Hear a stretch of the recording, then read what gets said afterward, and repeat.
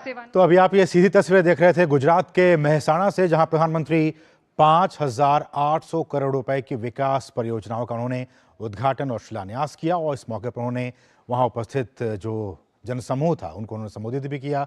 उन्होंने कहा कि आज का दिन उत्तर गुजरात के लिए विकास के लिहाज से एक नया सूर्योदय है।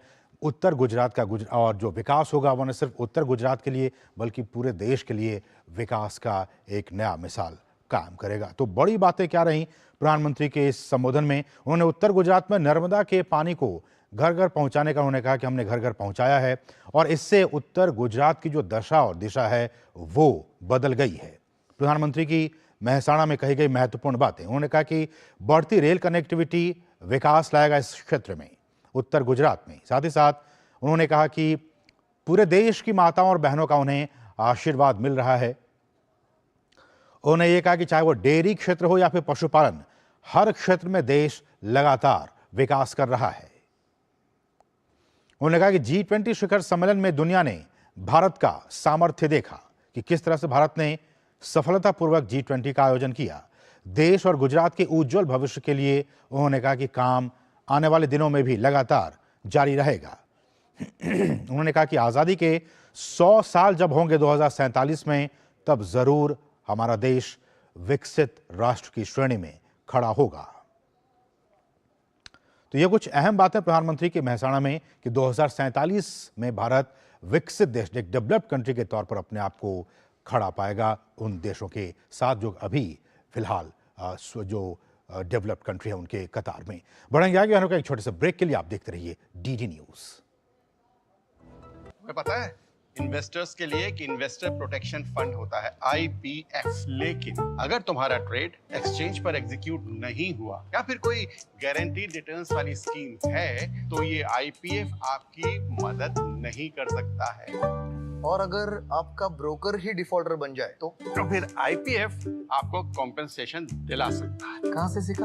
NSE की साइट पर। समझ कर इन्वेस्ट कर। हो बिजनेस बढ़ाना, गुड़िया को पढ़ाना या मिसेस के साथ वेकेशन, लो मुथूट फाइनेंस गोल्ड लोन, भरोसा इंडिया का। मुथूट फाइनेंस भारत का नंबर 1 सबसे भरोसेमंद financial services brand. Gold loan के लिए अभी कॉल करें 1-800-313-1212। तो मीडिया प्राइम में आपका एक बार फिर से स्वागत है। शुरुआत हेडलाइंस के साथ। प्रधानमंत्री ने अंबाजी में किए दर्शन। मेहसाणा में 5,800 करोड़ रुपए की विकास परियोजनाओं का किया उद्घाटन और शिलान्यास।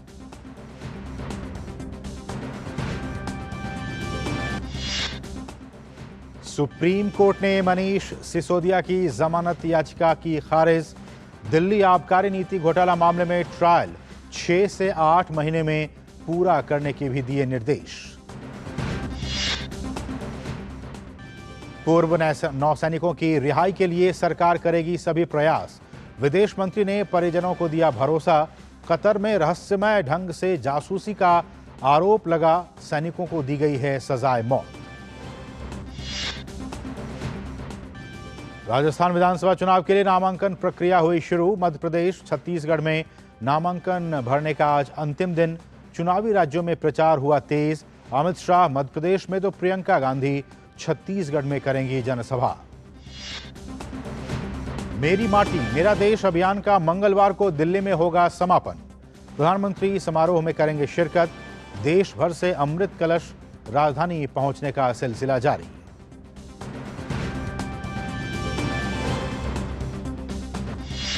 खेल की खबरों में विश्व कप में आज श्रीलंका का सामना अफगानिस्तान से।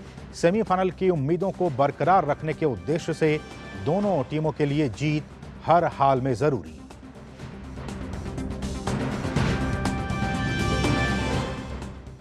बात बड़ी खबर की।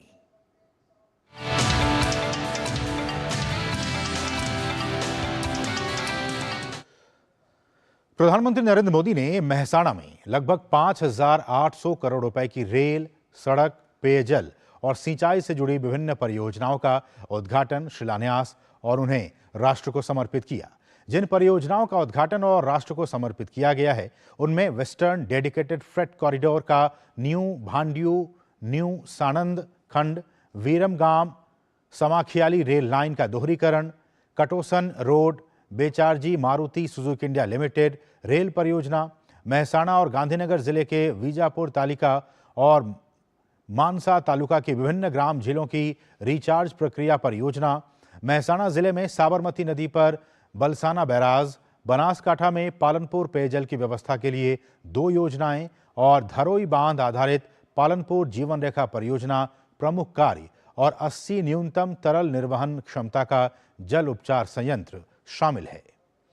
साथ ही साथ प्रधानमंत्री ने जिन परियोजनाओं की आधारशिला रखी उनमें महिसागर जिले के संतरामपुर तालुका में सिंचाई सुविधाएं प्रदान करने की परियोजना, साबरकांठा केनरोदा देहगाम हरसोल धनसुरा रोड का चौड़ीकरण और सुदृढ़ीकरण, गांधीनगर जिले में कलोल नगरपालिका सीवेज और सेप्टेज प्रबंधन के लिए परियोजना, सिद्धपुर पाटन पालनपुर बनासकांठा बयाद अरावली और वडनगर मेहसाणा में सीवेज संयंत्रों के लिए परियोजनाएं शामिल हैं। और प्रधानमंत्री नरेंद्र मोदी ने आज गुजरात के बनासकांठा स्थित प्रसिद्ध अंबाजी मंदिर में पूजा अर्चना किया। वैदिक मंत्रोच्चार के साथ पीएम ने मां अंबाजी का विधिवत पूजा किया। गौरतलब है कि पीएम 2 दिवसीय गुजरात के दौरे पर हैं और इसके पहले दिन उन्होंने आज प्रसिद्ध अंबाजी के दर्शन किए। उल्लेखनीय है कि अंबाजी माता मंदिर भारत के सबसे प्राचीन और प्रमुख धार्मिक स्थलों में जाना जाता है। मंदिर मां दुर्गा के 51 शक्तिपीठों में शामिल है। हर साल हजारों की संख्या में श्रद्धालु माता के दर्शन करने के लिए अंबाजी मंदिर आते हैं। नवरात्र और दशहरा के समय यहां बड़ी संख्या में श्रद्धालु आते हैं। पीएम मोदी ने मां अंबाजी से देशवासियों के लिए खुशहाली की कामना की।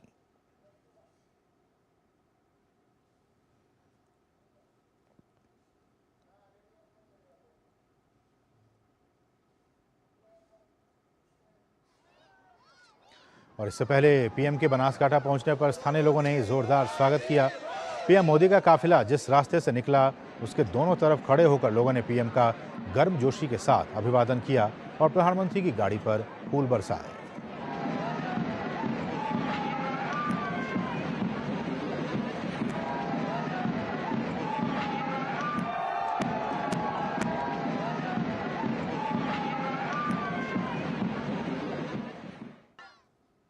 और अब कुछ दूसरी अहम खबरें। दिल्ली आबकारी घोटाला मामले में दिल्ली के पूर्व उप मुख्यमंत्री मनीष सिसोदिया को सुप्रीम कोर्ट से बड़ा झटका लगा है। सुप्रीम कोर्ट ने मनीष सिसोदिया की जमानत अर्जी को खारिज कर दिया है। सुप्रीम कोर्ट ने 6 से 8 महीने में ट्रायल पूरा करने के निर्देश दिए हैं। वहीं अदालत ने यह भी कहा है कि इस बीच ट्रायल पूरा नहीं होता है तो याचिकाकर्ता फिर से कोर्ट का रुख कर सकता है। सुप्रीम कोर्ट ने कहा कि जांच एजेंसी ने 338 करोड़ रुपए के लेन देन को आंशिक रूप से स्थापित किया है। ऐसे में हम याचिकाकर्ता की जमानत अर्जी को खारिज कर रहे हैं। और अब बात ताजा खबर की।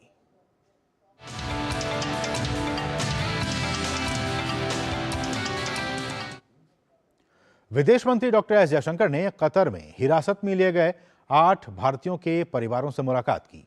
विदेश मंत्री ने एक्स पर यह जानकारी दी। विदेश मंत्री ने कहा कि कतर में हिरासत में लिए गए 8 भारतीयों के परिवारों से मुलाकात हुई। इस बात पर जोर दिया गया कि सरकार मामले को सर्वोच्च महत्व देती है, परिवारों की चिंताओं को पूरी तरह से साझा करती है। सरकार उनकी रिहाई सुनिश्चित करने के लिए सभी प्रयास जारी रखेगी। इस संबंध में सरकार परिवारों के साथ निकटता से समन्वय बनाएगी। कतर की एक अदालत ने भारतीय नौसेना के 8 पूर्व कर्मियों को मौत की सजा सुनाई है, जो एक कंपनी के कर्मचारी के तौर पर वहां काम कर रहे थे। इन्हें 2022 में हिरासत में लिया गया था।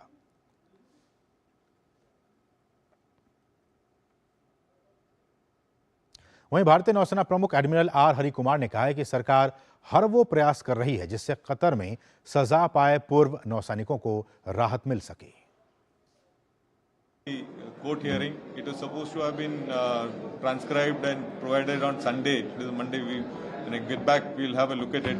But you have heard the MEA statement on this.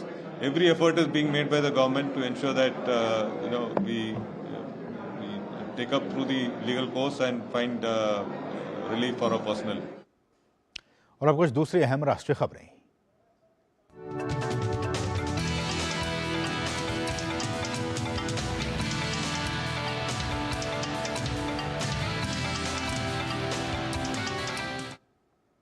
विदेशी मुद्रा उल्लंघन मामले को लेकर राजस्थान के मुख्यमंत्री अशोक गहलोत के बेटे वैभव गहलोत दिल्ली स्थित ईडी के मुख्यालय पहुंचे। जांच एजेंसी ने पहले उनको शुक्रवार को तलब किया था, लेकिन फिर पेशी का समय आगे बढ़ाकर 30 अक्टूबर कर दिया गया था। वैभव पर Triton hotels and resorts private limited के शेयर मॉरिशस की एक कंपनी शिवनार होल्डिंग्स लिमिटेड ने ज्यादा प्रीमियम देकर खरीदने के आरोप हैं।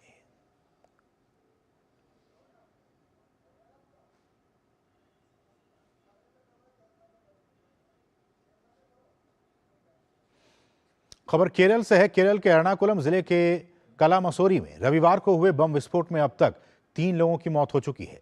स्वास्थ्य मंत्री वीना जॉर्ज ने जानकारी दी है कि 4 लोगों की स्थिति अभी भी नाजुक बनी हुई है, जिनका इलाज एर्नाकुलम मेडिकल कॉलेज में जारी है। घटना में कुल 50 लोग घायल हुए हैं।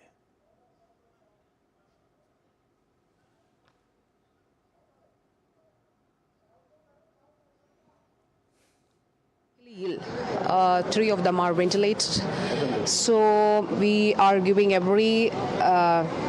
every possible support that is to be provided to them. We are giving that all the support. Let the police conduct the inquiry. They will answer all the questions. Kalamassery जमरा कन्वेंशन सेंटर में रविवार सुबह 9:40 के करीब धमाका हुआ। उस वक्त वहां ईसाइयों के एक समुदाय की प्रार्थना चल रही थी। बम टिफिन में रखा गया था। डीजीपी केरल ने शुरुआती जांच के बाद जानकारी दी है कि घटना में आईईडी डिवाइस का इस्तेमाल किया गया है। वहीं एक व्यक्ति डोमिनिक ने घटना के बाद पुलिस के सामने आत्मसमर्पण कर दिया था। तिरुवनंतपुरम में मुख्यमंत्री पिनराई विजयन ने घटना को लेकर चर्चा करने के लिए एक सर्वदलीय बैठक बुलाई।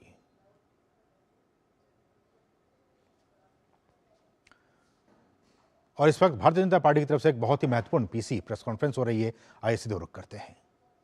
वो जितनी भी बातें करते थे केजरीवाल साहब, तो पैसा मीडिया की रिपोर्ट में नहीं बताया जाता। पैसा जांच एजेंसी बताती है न्यायालय के सामने, और न्यायालय के समक्ष उपस्थित साक्ष्यों के माध्यम से यह पैसा उजागर हो रहा है।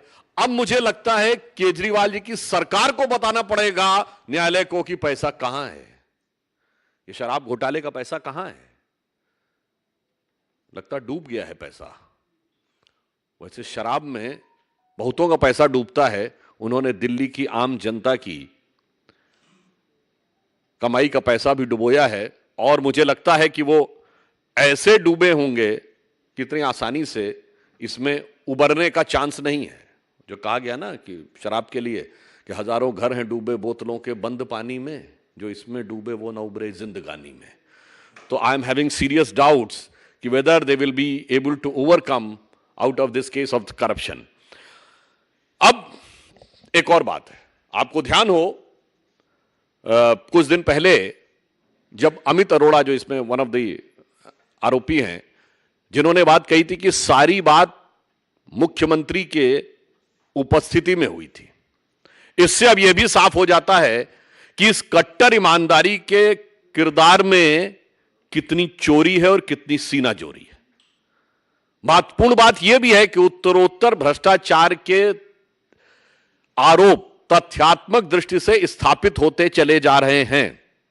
उत्तरोत्तर जमानत याचिकाएं खारिज होती चली जा रही हैं, परंतु फिर भी, जिसे एक हिंदी की कहावत होती है, देखिए इसलिए मैं कह रहा हूं वो तो कोर्ट के द्वारा प्रूव होगा, पर जो प्राइमा फेसिया दिख रहा है, कहावत है वो लागू होती है, चोरी ऊपर से सीना चोरी।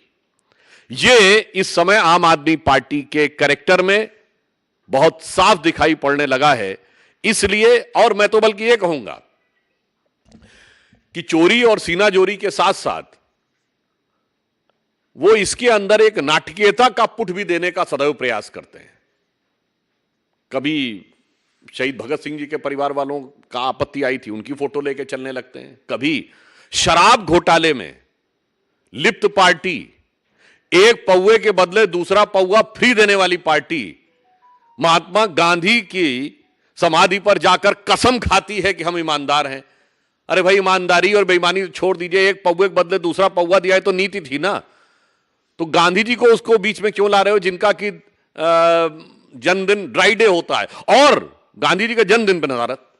तो इसलिए मैंने कहा कि चोरी, सीना चोरी और उसके ऊपर से यह नाटकीयता, यह आम आदमी पार्टी का स्वाभाविक सहज चरित्र बनता चला जा रहा है। इसलिए अब हम आम आदमी पार्टी से और केजरीवाल जी से हम पूछना चाहते हैं कि बताइए वो पैसा कहां है, वो 338 करोड़ रुपए जिसके बारे में आज न्यायालय के प्रक्रिया के दौरान प्राइमा फेसिया वो दिखाई पड़ रहा है कि उसका गबन हुआ है या करप्शन हुआ है, तो अब दिल्ली की जनता पूछती है कि केजरीवाल साहब वो पैसा कहां है, उसे बताइए और इधर उधर की बातें मत करिए। और स्पष्ट रूप से सुप्रीम कोर्ट को भी बताना होगा संवैधानिक दृष्टि से और वैधानिक दृष्टि से, और दिल्ली की जनता को बताना होगा नैतिक दृष्टि से। Now it is become incumbent on the part of Aam Aadmi party government and its chief minister Arvind Kejriwal ji, constitutionally and legally to tell the Honorable Supreme Court that where is the money, and morally it is incumbent on their part to tell to common man of Delhi where is the money. धन्यवाद।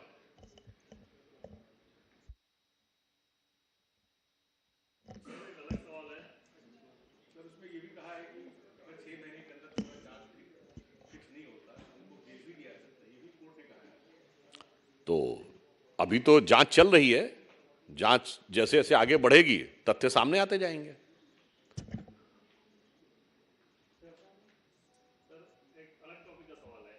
क्या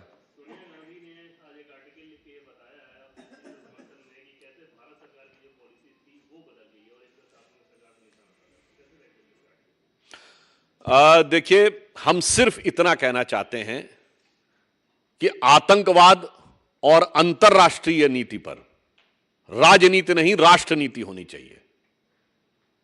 आतंकवाद के विषय के ऊपर किंतु परंतु का स्कोप नहीं होना चाहिए। There should not be any scope of if and but, there should be clear, categorical and unequivocal, यानी वो स्पष्ट होना चाहिए, दो टूक होना चाहिए। और यह दुखद बात है कि कांग्रेस पार्टी जिस प्रकार की नीति एडॉप्ट कर रही है, इस मौके के ऊपर वो भारत की प्रतिष्ठा और गरिमा के अनुरूप न होकर क्षुद्र वोट बैंक की राजनीति से प्रेरित है। मैं उन्हें याद दिलाना चाहता हूं कि इजराइल के साथ राजनीतिक संबंधों की शुरुआत स्वर्गीय राजीव गांधी जी के समय में इसकी भूमिका बनाई गई, और 1992 में पीवी नरसिम्हा राव के समय में भारत ने स्थापित राजनीतिक संबंध बनाए। दुख की बात यह है कि वो अपने प्रस्ताव में भी कहीं आतंकवाद के हमले का उल्लेख नहीं करते हैं। क्यों दही जमा लेते हैं मुंह पर? ये मतलब एक दौर में वो कहते थे ना, ये अपनी तथाकथित भारत जोड़ो यात्रा में, कि जुड़ेगा भारत जीतेगा इंडिया, ये कांग्रेस नारा देती थी। अब तो मुझे ऐसा लग रहा है जुड़ेगा कट्टरपंथी जीतेगा हमास, ये उनका नारा होता चला जा रहा है। तो मेरा ये मानना है दुनिया में जितने भी देश हैं उन्होंने इन विषयों के ऊपर बहुत स्पष्ट क्लियर नीति रखी है, पक्ष हो या प्रतिपक्ष उसमें कोई अंतर नहीं रहता है। इसलिए कांग्रेस जो कर रही है वो भारत की नीति के विरुद्ध है। और हम ये भी कहना चाहेंगे, मैं याद दिलाना चाहता हूं 1995 में जिनेवा में अटल जी गए थे समर्थन करने के लिए, नेता प्रतिपक्ष होते हुए, और नरसिम्हा राव सरकार का पूरा समर्थन किया था। विदेश में जाके घर में आके कश्मीर के मुद्दे के ऊपर हमारा भयंकर मतभेद था। इसलिए मैं सिर्फ ये कहना चाहता हूं कि इस विषय के ऊपर कांग्रेस को अंतरराष्ट्रीय दृष्टि से देखना चाहिए। अगर मानवीय संवेदना है तो पूरी मानवीय संवेदना से देखना चाहिए। भारत सरकार का रुख एकदम स्पष्ट है कि हम फिलिस्तीन का एक स्वतंत्र राज्य के रूप में उसके अस्तित्व को स्थापित करने में इजराइल के द्वारा शांतिपूर्ण वार्ता के द्वारा सौहार्दपूर्ण सह अस्तित्व के साथ समर्थन करते हैं। अब जब न वार्ता हो, न शांतिपूर्ण हो, न सौहार्द हो, न सह अस्तित्व हो, तो इसमें कौन सी चीज उन्हें नजर आ रही है जो भारत सरकार की नीति के विरुद्ध है, यह उन्हें स्पष्ट करना चाहिए। सर, इसी से जुड़ा मेरा एक सवाल है कि उन्होंने अपने आर्टिकल में लिखा है कि दुनिया के ताकतवर देश टू नेशन थ्योरी को बहाल करने की प्रक्रिया को फिर से शुरू करें। कांग्रेस सालों से अपने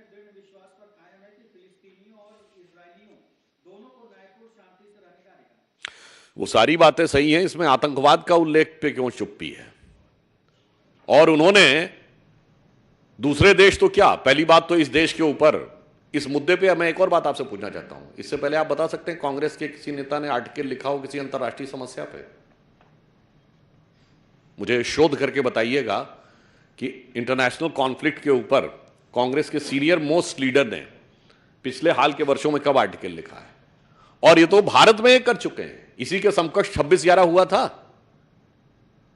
और अब बैरक ओबामा ने अपनी किताब द प्रॉमिस लैंड में 2010 में अपनी यात्रा के दौरान डॉक्टर मनमोहन सिंह से वार्ता के आधार पर यह लिखा था कि भारत की सेना एक कड़ी कार्रवाई करने के लिए तैयार थी, मगर उस समय की कांग्रेस सरकार ने इसलिए कार्रवाई नहीं की पाकिस्तान के विरुद्ध, क्योंकि उन्हें लग रहा था कि इससे उपजे वातावरण से भारतीय जनता पार्टी को राजनीतिक लाभ ना हो जाए। इसलिए देश की सुरक्षा और आतंकवाद से लड़ाई को राजनीति के नफे नुकसान के सियासी तराजू पर तौलकर मत देखिए, देश के दीर्घकालिक हित को ध्यान में रख के देखिए।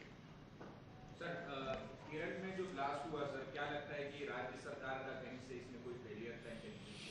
देखिए, मैं पुनः कह रहा हूं कि आतंकवाद को लेकर किसी भी प्रकार का किंतु परंतु राजनीतिक दलों में नहीं होना चाहिए। आतंकवाद पर राजनीति नहीं, राष्ट्रनीति होनी चाहिए। जांच की प्रक्रिया शुरू हुई है और उसके द्वारा यह बात सामने आएगी। परंतु मैं यह भी कहना चाहता हूं, आतंकवाद को किसी भी प्रकार का व्यवहारिक नहीं, नैतिक समर्थन देना भी, प्रत्यक्ष नहीं परोक्ष रूप से देना भी, किंतु परंतु कहकर देना भी मेरे विचार से मानवता के लिए भी घातक है, राष्ट्र की सुरक्षा के लिए भी घातक और संवेदनशील है। महाराष्ट्र में जो मराठा रिजर्वेशन के आंदोलन चल रहा है, उसकी जगह जो सांसद है उनका विरोध किया जा रहा है और एक सांसद शिवसेना के उन्होंने इसी दबाव में इस्तीफा देने का ऐलान कर दिया, तो कैसे बाहर आएंगे इससे? कैसे उस विषय पे महाराष्ट्र की सरकार पूरी संवेदनशीलता और सजगता के साथ उस विषय के ऊपर ध्यान भी रख रही है और उपयुक्त कार्रवाई कर रही है। सर, केजरीवाल जी के इस्तीफे की मांग नहीं की आज आप लोगों ने, पार्टी को कैसे रहते? ऐसा है कि अभी तो शुरुआत हुई है, अभी पता नहीं क्या क्या निकलेगा। इस्तीफे से पहले तो उनके 3 लोग तो जा चुके, तो धीरे धीरे मोहब्बत करेगी असर, धीरे धीरे वाली बात है। देखिए पहले कौन गए? मंत्री, फिर एक स्टेप ऊपर गए, कौन गया? डिप्टी सीएम, मतलब सत्येंद्र जैन जी मंत्री थे, फिर उप मुख्यमंत्री जी गए मनीष सिसोदिया जी, फिर संजय सिंह सांसद नहीं थे, संसदीय दल के नेता थे तो leader of the parliamentary party थे। तो अब देखिए धीरे धीरे क्या होता है। जांच एजेंसी अपना काम कर रही है, जो जिस भी रूप पद पे होगा उससे निरपेक्ष रहते हुए वस्तुनिष्ठ ढंग से यानी ऑब्जेक्टिवली कार्रवाई होगी। तो अभी आप सुन रहे थे सुधांशु त्रिवेदी को, जो कि भाजपा के प्रवक्ता है। उन्होंने आम आदमी पार्टी और जिस तरह से 338 करोड़ रुपए आम जनता की गाढ़ी कमाई को शराब में डुबाया गया, इस पर वो कटाक्ष कर रहे थे। राजनीतिक तौर पर वो निशाना साध रहे थे आम आदमी पार्टी पर और साथ ही साथ आतंकवाद के मसले पर कांग्रेस पार्टी पर। आगे बढ़ेंगे और बात करेंगे केरल के लिए। उससे पहले एक छोटे से ब्रेक के लिए आप देखते रहिए डीडी न्यूज। आप क्या देख रहे हो पापा? तुम कहते हो ना कि स्टॉक मार्केट में बहुत सोच समझकर इन्वेस्ट करना चाहिए, बस थोड़ा सा ज्ञान ले रहा हूं। किससे? हर एक स्टॉक्स एक्सपर्ट है, मस्त एजुकेशनल वीडियोस बनाता है और अच्छी इन्वेस्टमेंट की टिप्स भी देता है। पापा इन वीडियोस पे ना जाएं, अपना रिसर्च खुद करें या सेबी रजिस्टर्ड इन्वेस्टमेंट एडवाइजर से संपर्क करें। एजुकेशन के नाम पर कुछ इन्फ्लुएंसर्स अक्सर इन्वेस्टर को मिसगाइड करते हैं, नुकसान आपका होगा। सोच कर समझ कर इन्वेस्ट कर। बात करेंगे केरल की। केरल पुलिस ने मल्लपुरम में शुक्रवार फलस्तीन के समर्थन में निकाली रैली में हमास के नेता और पूर्व चीफ खालिद मशेल के वर्चुअल संबोधन मामले की जांच शुरू कर दी है। रैली जमाते इस्लामी की youth wing solidarity youth movement नाम के संगठन द्वारा आयोजित की गई थी। भाजपा ने मामले में कड़ी आपत्ति जताई थी।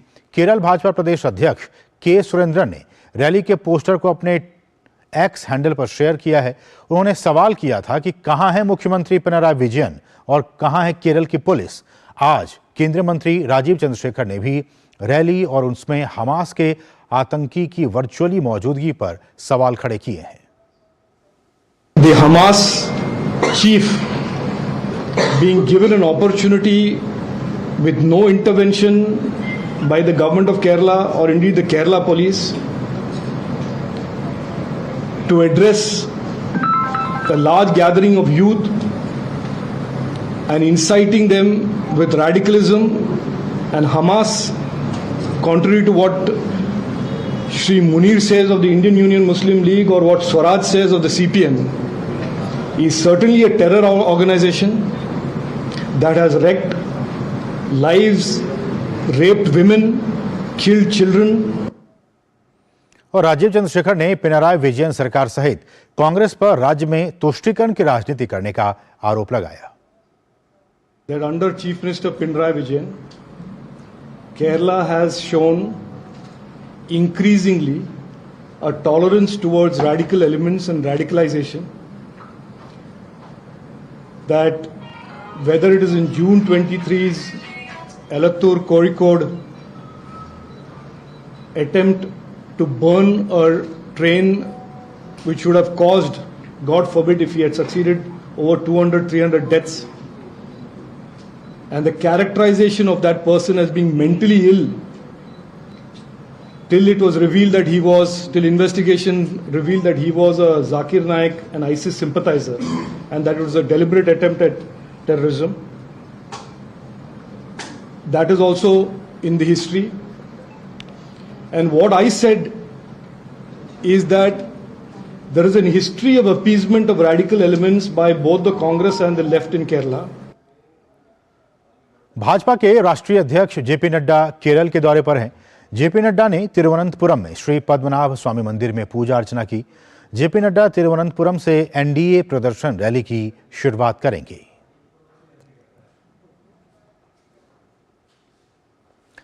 आर्थिक अपराधों पर वैश्विक सहयोग पर 3 दिनों के वैश्विक सम्मेलन में वित्त मंत्री निर्मला सीतारमण ने संबोधित करते हुए दुनिया से अवैध कारोबार पर लगाम लगाने के लिए सहयोग पर अपील की। वित्त मंत्री ने कहा कि गैर कानूनी वैश्विक कारोबार से संबंधित जानकारियों को समय पर साझा करना जरूरी है, जिससे कि उन पर आवश्यक कार्रवाई की जा सके। उन्होंने कहा कि तस्करी के खिलाफ रोकथाम के उपायों के साथ साथ अपराधियों में डर पैदा करना भी बहुत जरूरी है। Prevention and deterrence is that particular area in which I would think this global conference on cooperation in enforcement matter should give a lot of workable ideas.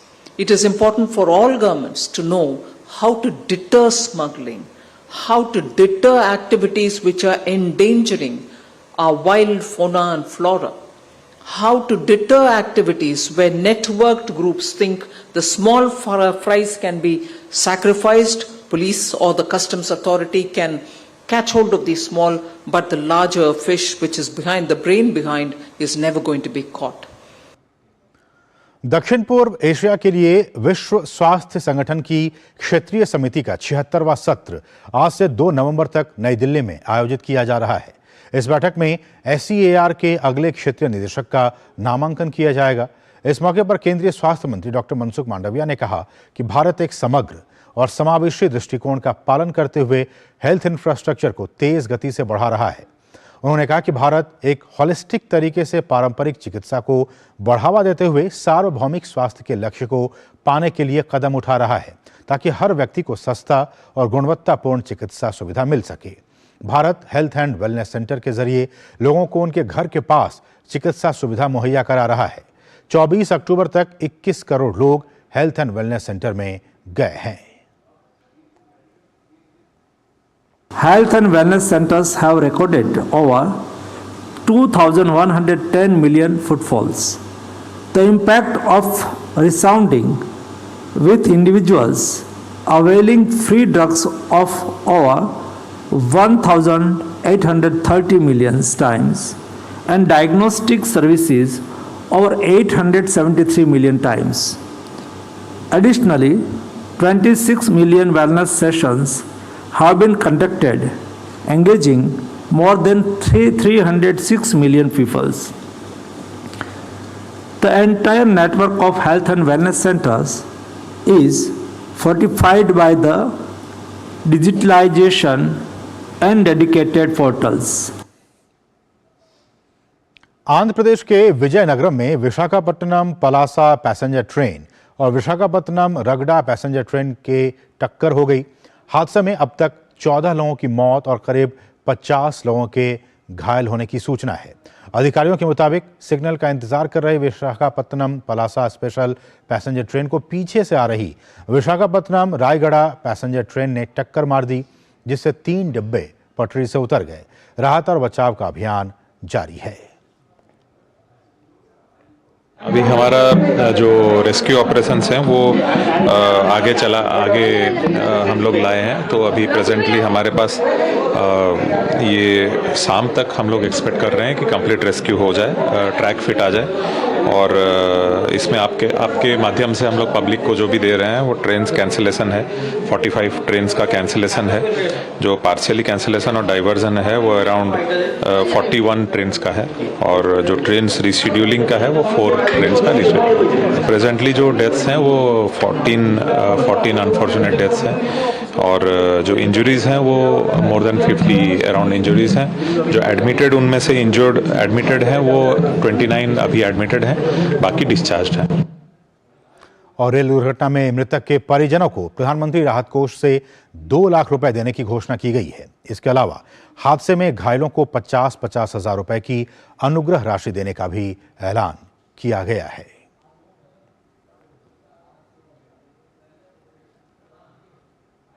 और वहीं आंध्र प्रदेश ट्रेन हादसे पर रेल मंत्री अश्विनी वैष्णव ने दिल्ली में वॉर रूम से स्थिति का जायजा लिया। रेल मंत्री ने राहत और बचाव कार्यों में तेजी लाने के लिए अधिकारियों को निर्देश दिए हैं। इसके साथ ही रेल मंत्री ने बाधित रेल लाइन पर जल्द से जल्द परिचालन सुनिश्चित करने को भी कहा है। वहीं केंद्रीय मंत्री प्रहलाद सिंह पटेल ने भी ट्रेन दुर्घटना पर दुख जताया है। उन्होंने कहा कि सरकार द्वारा मृतकों और घायलों के लिए आर्थिक मदद का ऐलान सरकार की संवेदनशीलता का पहला कदम है। कल का समाचार बेहद दुखद है। भारत सरकार ने मृतकों को और घायलों को जो आर्थिक मदद का ऐलान किया है, ये हमारा सरकार की संवेदनशीलता का एक पहला कदम है। लेकिन दुर्घटना बेहद दुखद, मृतकों को श्रद्धांजलि भी, और जो घायल हैं वो शीघ्र स्वस्थ हों। और घटना के कारणों पर लगातार रेल मंत्री जी, रात में प्रधानमंत्री जी ने रेल मंत्री जी से भी बात की थी, तो इसलिए इससे तुरंत कार्रवाई का तो एक सिस्टम और आचरण है मोदी सरकार का, बहुत शीघ्रता से कर भी रही। और यहाँ रुके एक और छोटे से ब्रेक के लिए। आप देखते रहिए डीडी न्यूज। तुम्हें पता है इन्वेस्टर्स के लिए एक इन्वेस्टर प्रोटेक्शन फंड होता है, IPF। लेकिन अगर तुम्हारा ट्रेड एक्सचेंज पर एग्जीक्यूट नहीं हुआ या फिर कोई गारंटीड रिटर्न्स वाली स्कीम है, तो ये IPF आपकी मदद नहीं कर सकता है। और अगर आपका ब्रोकर ही डिफॉल्टर बन जाए तो फिर IPF आपको कॉम्पेंसेशन दिला सकता है। कहाँ से सीखा? NSE की साइट पर। सोचकर समझकर इन्वेस्ट कर, हो बिजनेस बढ़ाना, गुड़िया को पढ़ाना, या मिसेस के साथ वेकेशन, लो मुथूट फाइनेंस गोल्ड लोन। भरोसा इंडिया का, भरोसा इंडिया का। मुथूट फाइनेंस, भारत का नंबर 1 सबसे भरोसेमंद financial services brand. Gold loan के लिए अभी कॉल करें 1-800-313-1212। सतर्कता जागरूकता सप्ताह 30 अक्टूबर से 5 नवंबर तक मनाया जा रहा है। इस साल इसकी थीम है भ्रष्टाचार को ना कहें, राष्ट्र के प्रति प्रतिबद्ध रहें।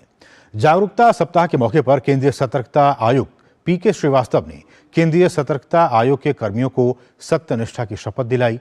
इस मौके पर सतर्कता आयुक्त अरविंद कुमार भी मौजूद थे। हमारे देश की आर्थिक, राजनीतिक तथा सामाजिक प्रगति में भ्रष्टाचार एक बड़ी बाधा है।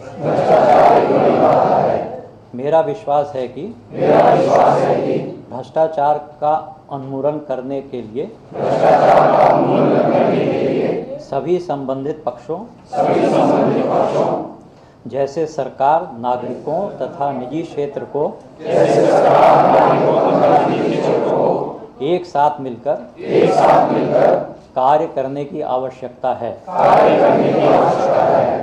मेरा मानना है कि प्रत्येक नागरिक को सतर्क होना चाहिए तथा उसे सदैव ईमानदारी तथा सत्यनिष्ठा के उच्चतम मानकों के प्रति वचनबद्ध होना चाहिए तथा भ्रष्टाचार के विरुद्ध संघर्ष में साथ देना चाहिए। अतः मैं प्रतिज्ञा करता हूँ कि जीवन के सभी क्षेत्रों में ईमानदारी तथा कानून के नियमों का पालन करूँगा, ना तो रिश्वत लूँगा और ना ही रिश्वत दूँगा। सभी कार्य ईमानदारी तथा पारदर्शी रीत से करूँगा। जनहित में कार्य करूँगा। अपने निजी आचरण में ईमानदारी दिखाकर उदाहरण प्रस्तुत करूँगा। भ्रष्टाचार की किसी भी घटना की रिपोर्ट उचित एजेंसी को दूंगा। और अब बात वायु प्रदूषण की। राजधानी दिल्ली में वायु गुणवत्ता बहुत खराब श्रेणी में लगातार बनी हुई है। सफर के अनुसार दिल्ली में वायु गुणवत्ता सूचकांक 322 दर्ज किया गया। प्रदूषण की निगरानी करने वाली एजेंसियों के मुताबिक आने वाले दिनों में प्रतिकूल मौसमी परिस्थितियों के चलते इसके और भी खराब होने की आशंका है। बढ़ते प्रदूषण के प्रभाव को कम करने के लिए दिल्ली में ग्रेडेड रिस्पॉन्स एक्शन प्लान का दूसरा चरण लागू है। वहीं भाजपा नेता हरीश खुराना ने दिल्ली में बढ़ते प्रदूषण पर आम आदमी सरकार को आड़े हाथों लिया है।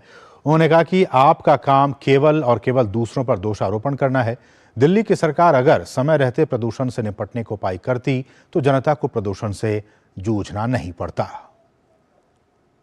हेल्थ इमरजेंसी की सिचुएशन दिल्ली के अंदर आ गई है, लेकिन अफसोस दिल्ली के मुख्यमंत्री सिर्फ और सिर्फ टोपी ट्रांसफर, दूसरे राज्यों को कसूर देना, चाहे वो हरियाणा हो चाहे यूपी हो, उसको कसूर देना के अलावा कोई काम नहीं कर रहे। आज सवाल ये उठता है कि साल दर साल आप विंटर एक्शन प्लान लेके आते हो, क्या होता है? हर साल 530, 550, 600 तक ये AQI लेवल क्रॉस कर जाता है इन दिनों के अंदर, लेकिन आपके विंटर प्लान हर बार फेल होते हैं। और यहाँ के एक और छोटे से ब्रेक के लिए आप देखते रहिए DD न्यूज। अलग हैं हम, ये रफ्तार नई है, ये रफ्तार सही है, ये जज्बा नया है, खुद ब खुद बयां है। आयशर प्राइमर G3, जज्बा नया, जीत नई। अब क्या देख रहे हो पापा? तुम कहते हो ना कि स्टॉक मार्केट में बहुत सोच समझकर इन्वेस्ट करना चाहिए, बस थोड़ा सा ज्ञान ले रहा हूं। किससे? हर एक स्टॉक्स एक्सपर्ट है, मस्त एजुकेशनल वीडियोस बनाता है और अच्छी इन्वेस्टमेंट की टिप्स भी देता है। पापा इन वीडियोस पे ना जाएं, अपना रिसर्च खुद करें या सेबी रजिस्टर्ड इन्वेस्टमेंट एडवाइजर से संपर्क करें। एजुकेशन के नाम पर कुछ इन्फ्लुएंसर्स अक्सर इन्वेस्टर को मिसगाइड करते हैं, नुकसान आपका होगा। सोचकर समझकर इन्वेस्ट कर। तो इस खबर के साथ ही मिड डे प्राइम के आज के इस अंक में बस इतना ही। मुझे और हमारी पूरी टीम को दीजिए अनुमति। नमस्कार।